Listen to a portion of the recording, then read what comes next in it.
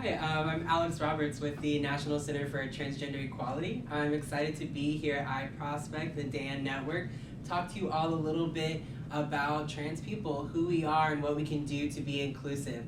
It's so important, especially right now during Pride Month, that we learn some skills to be able to be inclusive to all of our trans and LGBT employees. So a few things that we'll cover today.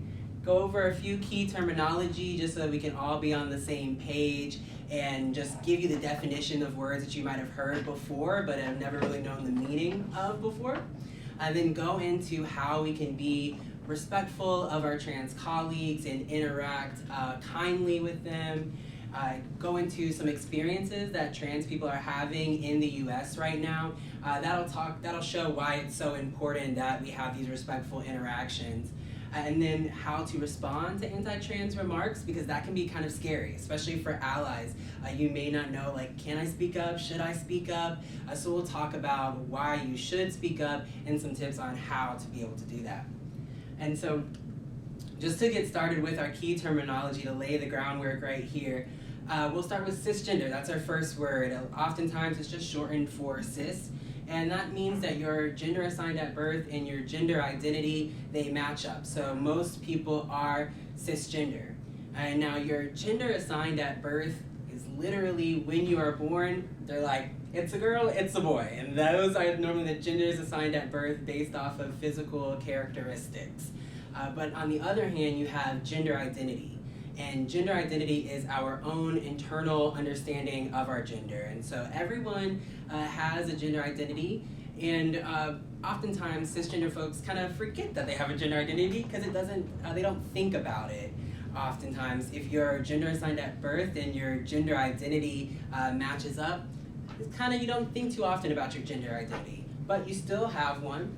So if your gender assigned at birth and gender identity match up, that means that you are cisgender or cis.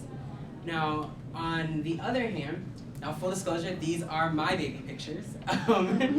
Now, your gender assigned at birth, I was assigned female at birth, but my gender identity is male. I grew up, as you can see, I was not so happy getting a little bit older, and I was kind of uncomfortable with this role of female or girl, and so my gender identity is male, and it's different than the gender I was assigned at birth. And so since my gender identity is different than my gender assigned at birth, that means that I'm transgender. And when we use the term transgender, that means anybody whose gender identity is different than the gender assigned at birth. And then you might have also heard about non-binary people. We include non-binary people when we talk about transgender people. So non-binary just means that your gender identity is neither male nor female. You may feel like you're somewhere in between or something kind of different. Non-binary is one big umbrella term. So there are a ton of different gender identities that fall under non-binary. So you can think of it as transgender, big umbrella, that's anybody whose gender identity is different than what they were assigned at birth, and then non-binary falls under that, and that means that your gender identity is neither male nor female.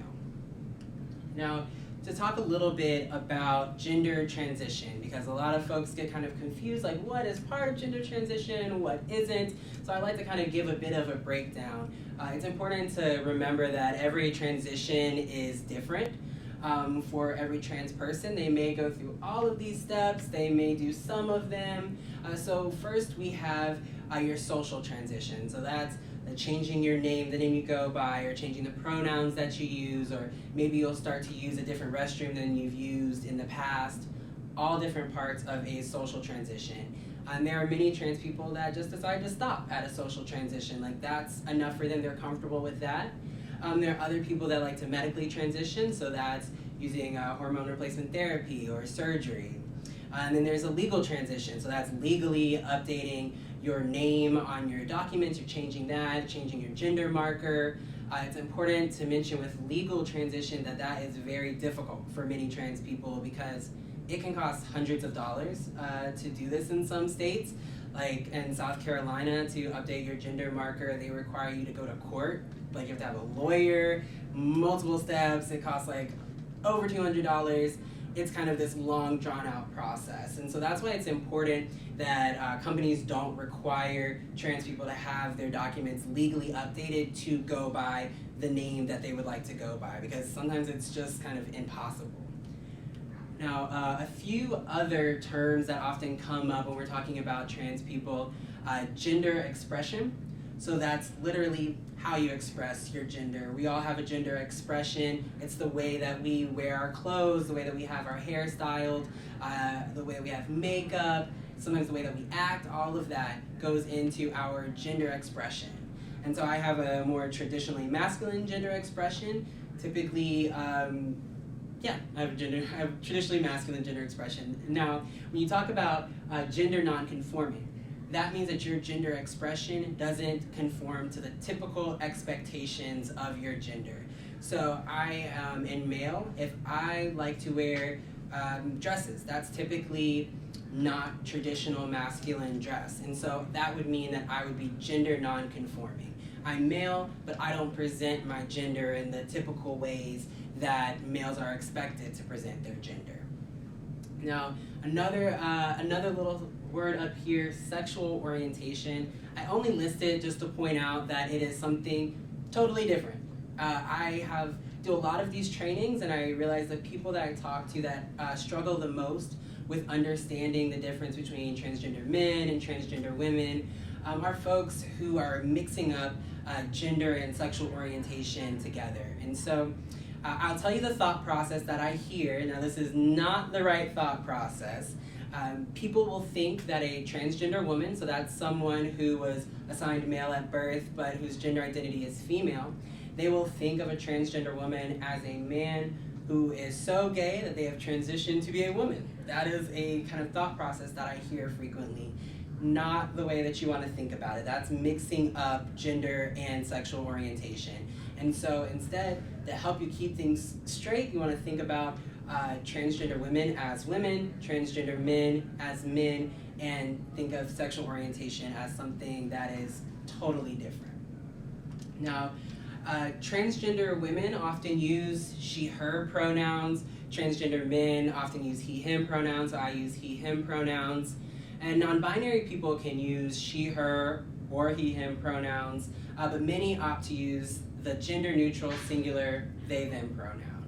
Now, lots of people have a lot of trouble with they, them pronouns. My partner used they, them pronouns, and I had trouble switching over at first because I'm not used to using they, them in the singular tense with folks that I know. It feels kind of impersonal, but it's really easy to do, and oftentimes we just stress ourselves out, and which makes us mess up with using they, them pronouns, but it is quite easy. So in this example, Jay uses they, them pronouns. So talking about it, you would just say, Jay loves Thai food. They go to Mai Tai on 19th Street with their friends. They'll even go by themselves sometimes. So it's pretty easy to use it, just have to get more comfortable with it. And I put the little asterisk by themselves because in lots of software like Word, they will mark themselves as being wrong. So it'll correct sometimes to themselves. So either one is totally fine. Now, that covers some of our basic terminology. Those are really the terms that you want to know. If there are some extra ones, I really recommend going online on YouTube. There's Trans 101 videos that go very into depth with all kinds of different terms, or you can visit our website at transequality.org, and we have some more resources that go into detail on terms. But moving into how can we be respectful to our trans colleagues and supportive to the trans people in our lives. So number one, just using the language that the trans person that you're working with uses for themselves. And so I know I stood up here and said that most trans men use he, him pronouns, but if you meet a trans man and they use they, them pronouns, then you can use they, them pronouns for them. There's lots of different trans communities across the country that use different words for themselves, have different preferences, and so you want to make sure that you're listening to the folks that you are interacting with on a daily basis. Number two, if you don't know what pronouns someone uses, it's totally cool to ask them what their pronouns are. But you want to be careful and considerate about the way that you ask this question. So like for instance, when I was kind of in the middle of my transition, I was in a meeting and we all went around the table. It was a big coalition meeting, so we didn't all know each other. And it gets to me, and I look trans, and so someone goes, "Oh, what are your pronouns?" before I'm even done introducing myself. And yikes, that's not the way that you want to go about doing it. They were definitely trying to be supportive and be an ally, but no one else in the room was asked that question, and it kind of put a spotlight on me as the one person that was visibly trans. And so when you want to know someone's pronouns, just pause and think about a good time to ask. So a good time would be kind of on the side. You can introduce and say, "Hey, I use he, him pronouns. What pronouns do you use?" Or better yet, start to create an environment where everybody is sharing their pronouns. You know, we all have pronouns that we're referred to by, and so you can start your meetings by going around the table, and instead of how just you normally do your name and title, you can do name, pronoun, and title. And that way, everyone's getting their pronouns out there. No one has to bother about asking awkwardly, and it just creates a really inclusive culture. And that's important because I have a friend who has a very traditionally feminine gender expression. People never guess that they use they, them pronouns. And so oftentimes they will just assume she, her pronouns. But if we start creating spaces where everyone is given the opportunity to share their pronouns, then folks like them, they have a chance to say that, "Hey, I don't use the pronouns that you would assume by first glance that I use." Now the final one down here, this is a really big one for new allies. You want to avoid compliments and advice that's based off of stereotypes or myths about trans people. A common thing that trans women hear from folks that are trying to be allies, they'll say, "Oh, you look so good, I would have never known you were trans." Or, "Oh, your makeup looks so good, it looks better than mine." Like, we appreciate what you're trying to do there. Like, thank you for trying to do the compliment, but you can see how that can be a little bit backhanded when you phrase it like that. So any kind of compliments or advice, you just want to take a second and kind of think it out for a bit before you go there. You can just say, "Oh, your makeup looks really good today," and we can stop right there. So keep in mind those kind of compliments and comments that we give. And then also be careful about the kinds of questions that we ask. Unfortunately, I think almost every trans person has been asked, "Have you had the surgery?" Just a really awkward question to have to be asked, especially in the workplace. And trans people get asked on the workplace quite frequently. And when I do these trainings, I normally get like cringy looks from people, like, "Why would someone ask that?" And it's pretty clear not to ask that when we're in a space like this, but sometimes when people are just talking, they just ask away and they kind of don't think about it. There was actually this informal survey that was done where more people think that they have met a ghost than have met a trans person. I doubt that more people have met a ghost than a trans person, but it just shows that lots of people don't know many trans people in their lives, and so oftentimes when they meet a trans person at work or out and about, all this curiosity pops up and these questions come out, and totally fine to be curious. Just want to make sure that the questions we're asking aren't invasive or uncomfortable, and so you want to avoid questions about medical history or about what people's former names were. So lots of times we'll get questions like, "Oh, what's your real name?" Just want to avoid that. And it's normally pretty clear what questions you want to avoid just by taking a second to pause and to think. And like, no, I'm not going to ask that now. And I always tell people, Google is definitely your friend. Like, there are lots of resources out there that talk about trans experiences and things, and a lot of times the more invasive kinds of questions, you can find answers without having to ask the trans people in your life. The second one down here is someone's transgender identity is their information to share or not to share. So that's just a bunch of words to say don't out trans people. I'll talk a little bit about trans experiences in the US in just a few slides, so that'll explain why it's so important. But in short, if you out someone as trans, you could be putting their livelihood, their life, their housing on the line. It's very serious. So you want to give that power of being out or not to the trans person. So even if you think you would be telling someone who would be an ally that, oh, this person's trans, you still don't want to do it, even if you think they'd be an ally, because you just kind of never know. You want to play it safe and always leave that power to the trans person. And I leave all my groups with this quote to keep in mind, which is that you don't have to understand someone's identity to respect it. There are lots of gender identities. We all come from very different backgrounds, and there will be times when we don't understand each other, and that is okay. We don't have to fully grasp someone's entire identity just to call them by the name that they go by, or treat them with respect, or use the pronouns that they use. So if you don't totally understand what it means to be trans, that's totally fine. You don't have to understand, but it's just important to show kindness and respect. Now, getting into some of the trans experiences in the US.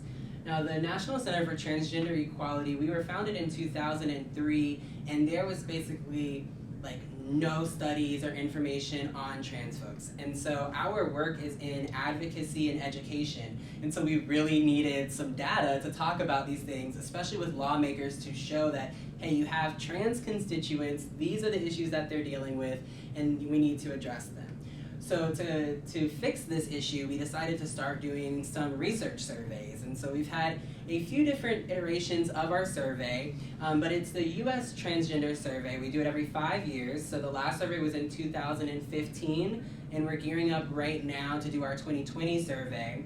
We had a little over 28,000 respondents respond to the survey, and you can see that trans folks, our respondents, are all across the country, and it basically mirrors the map of the population of the US. So distribution of the population of the United States, distribution of our respondents. So there are trans folks all across the country. Now, a few of the key themes that we found in our survey: number one, trans people experienced pervasive mistreatment and violence. In 2019 so far, there have already been at least 9 trans people that have been murdered in the US. All of them have been Black transgender women. 2 of them have been murdered in the DC area, and 4 in the Dallas area. And unfortunately, there was another trans woman that was found dead on Rikers Island earlier this month. And so there is just pervasive mistreatment and harassment and violence towards the trans community. There's severe economic hardship and instability in housing. Economic hardship because it's very difficult for lots of trans folks to get jobs if they don't pass as cisgender to the people that are interviewing them, that they'd be working with. And so that leaves lots of trans people excluded from the formal economy, and then they have to turn to the underground economy, which for many people is sex work, and that opens you up to a lot of the violence that the trans community experiences. And then of course, economic hardship, violence, housing instability, that will obviously have harmful effects on your mental health, plus just dealing with a society that's not used to trans people and dealing with all the discrimination that is really hard on your mental health. So we found that many of our respondents struggled with some mental health issues. And then of course, trans people don't exist in a vacuum. Black trans people exist, trans people with disabilities exist, undocumented trans people exist. And so other forms of discrimination, we found that trans people that live at those intersections experienced even more discrimination. And so I believe we found that the trans people with disabilities had some of the highest poverty rates in the trans community. And so you still have to deal with, on top of transphobia, racism or sexism or ableism. So we'll also want to keep that in mind. Now, just to look at a few of the specific stats and areas that we looked at in the study, we looked at K through 12 experiences. Middle school is rough for all of us, but for trans kids, it's a lot more difficult. So about 77% of our respondents that were out during K through 12 schooling had experienced some form of harassment, whether that be from teachers or from students. And it was in the news maybe about 4 or 5 months ago that there was a trans girl who was at school. The school was doing one of their lockdown drills in case there's a school shooter, and they had the boys go in the boys' locker room, girls went in the girls' locker room. The teacher said they didn't know what to do with the little trans girl, so they just left her in the gym during the drill. I mean, that is, awful. And that's just one instance, and there's another instance in West Virginia where there was a principal who went into the boys' bathroom. There's a transgender boy using the restroom in a stall. The principal actually yelled at the transgender boy to use the urinal to prove that he was a boy. And the principal kept his job after that incident. So not only are the trans kids experiencing bullying from their peers, but also even from teachers and administrators. Now, moving out of school when it's time to get into employment, very difficult. I mentioned this before. We found the unemployment rate of our respondents to be about 15%, which was 3 times the national average at the time. That's because of rampant employment discrimination. Like I mentioned, if you don't pass as cisgender most of the time, it's hard to get a job, and if you are able to get a job, likelihood it's not going to be one that is high paying or that has all of the benefits. And so that leads us to also a high poverty rate. 29% of our respondents were living in poverty, and you can see that is much higher than the US general population. And the experiences in housing also found high levels of housing discrimination. Nearly a quarter of our respondents had experienced discrimination in trying to get housing, and we're almost sure that that number is a low number, and it's probably higher because this is self-reported, and it's pretty hard to know if you've experienced discrimination if you don't have anything to compare it to. So there was another law school that did an experiment where they had a cisgender person go to apply to get an apartment, like wanted to view an apartment, and they also had a trans person go to view that same apartment.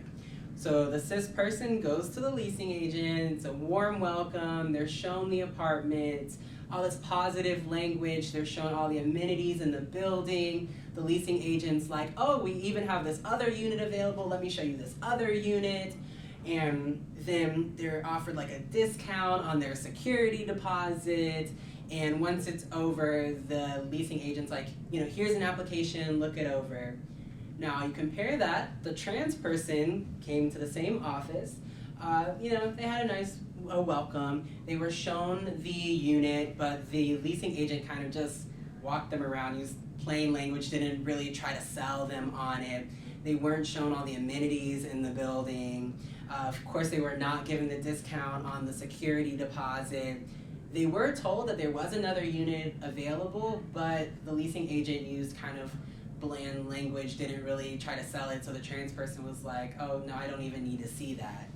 And then at the end, the person told them they'd have to call to be able to put in an application for the unit. They weren't just given an application like the cisgender person was. Now, interestingly, the trans person didn't even know that they had been discriminated against after the end of that. They thought it went fine. And it wasn't until the researchers compared the 2 different experiences that it's pretty clear that the discrimination happened. So all that to say that that number, unfortunately, is probably a little low, and it can be really hard to see discrimination if you don't have a direct comparison. And now let's also talking a little bit about housing. 70% of our respondents had experienced some kind of discrimination when trying to access homeless shelters, whether being turned away or being harassed by staff while they were staying there. So again, these are the themes that we found in our study, and this is why it is so important that we start to try to have these conversations and start to think about the language that we use and the way that we interact with each other so that we can start to kind of change things. And hopefully in our 2020 survey, we'll be able to see an improvement in these numbers. And now, how we respond to anti-trans remarks. This is how having these difficult conversations with our loved ones, with our coworkers, is how we start to bridge bridge the gap, how we start to come together and change those experiences that I just described. And I want to mention that I know it's really difficult to have these kinds of conversations. Even as a trans person, when I was early in my transition, I was like terrified to kind of have these conversations. I'm originally from South Carolina, and so my family is very Southern, very conservative. My grandmother is like an ordained minister. She's strong. She's strong in her faith, and she did not understand trans people, and she had lots of comments that were a little transphobic. And I was terrified to ever correct her or try to nudge her in the right way with that. And so I just kind of let those comments drop. I didn't really address them. But I realized that you can't continue on like that. You can't have a good relationship if you don't start having those difficult conversations.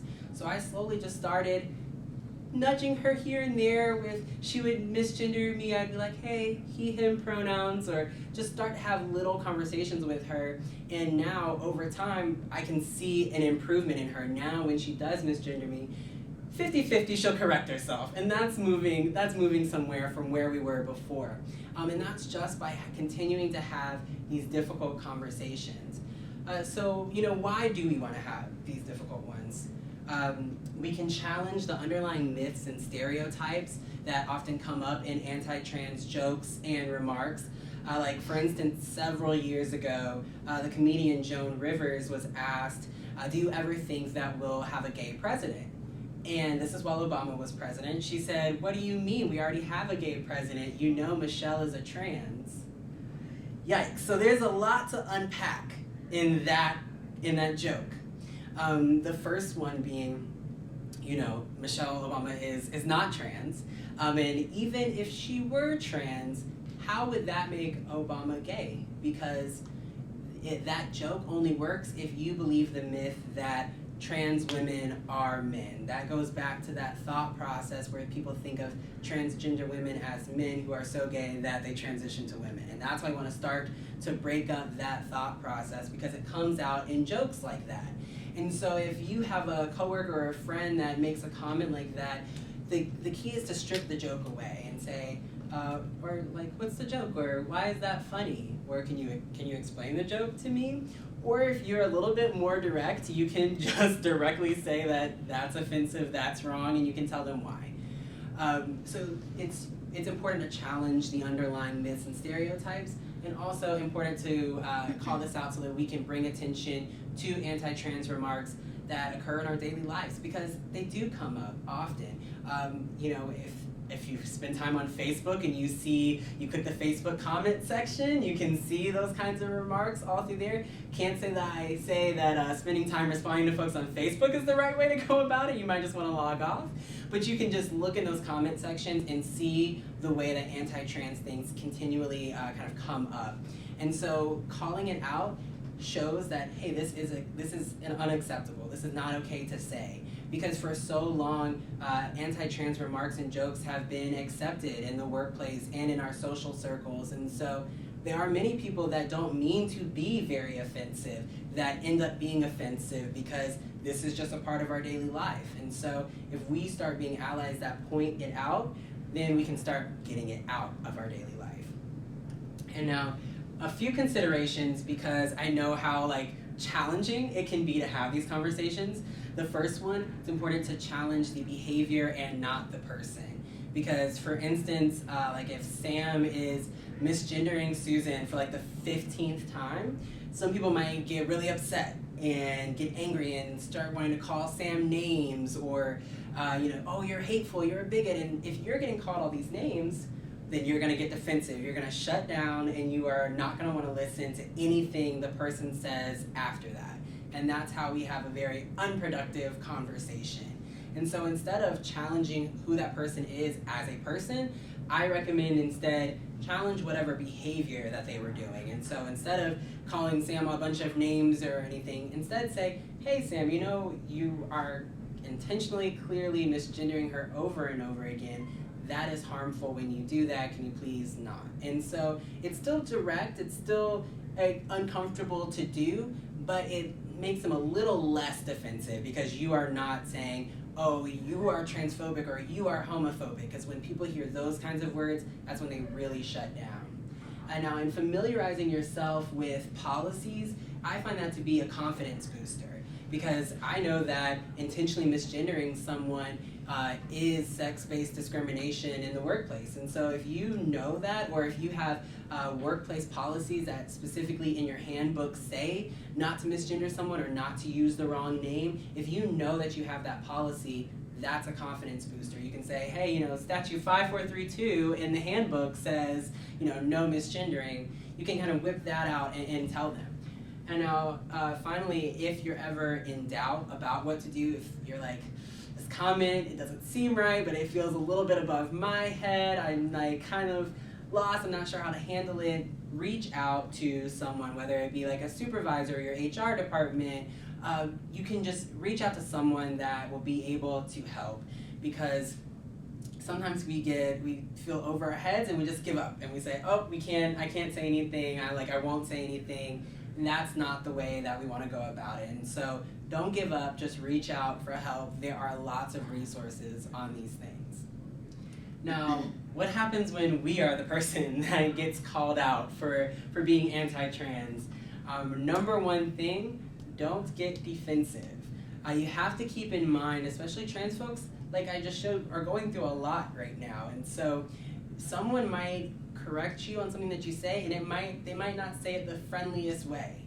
And try to understand that and try to keep your defenses a little low. Don't put up a wall instantly. I have been guilty of doing this. Like, I organize social events for the trans masculine community in DC, and one of our when planning these events, we wanted to make sure they were really accessible for people with disabilities. So we had done some reading, we checked out the event spaces before we had the events. Like, we thought we had put a lot of effort into this. And then we did an event, and someone posted on the Facebook event page saying, oh, here they go again, like, they clearly don't even care about disabled trans people, like, they are, they keep making these inaccessible events. They really were going, it was a whole thing, they were going in, and I instantly got defensive, because I was like, whoa, I read about what to do, I visited these spaces, like, I put a lot of energy into this.